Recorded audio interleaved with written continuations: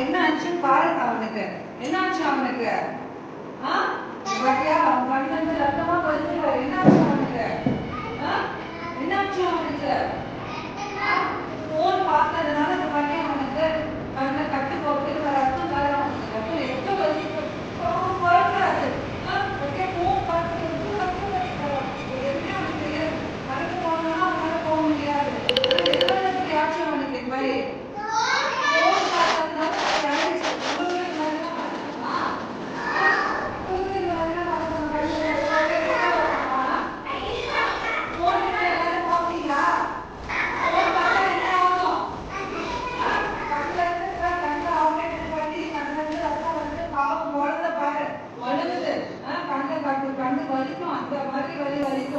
Operation பண்ணுவாங்க doctor. உங்களுக்கு இப்படிதான் இந்த வயசுல தேவையாகலாம்.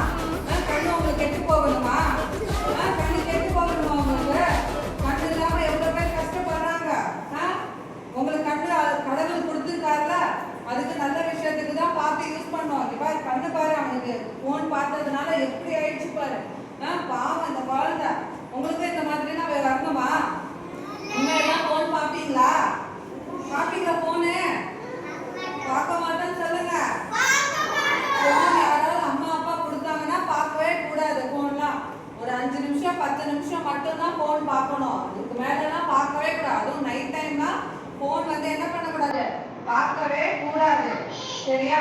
போன் வந்து பார்க்கவே கூடாது. எப்போ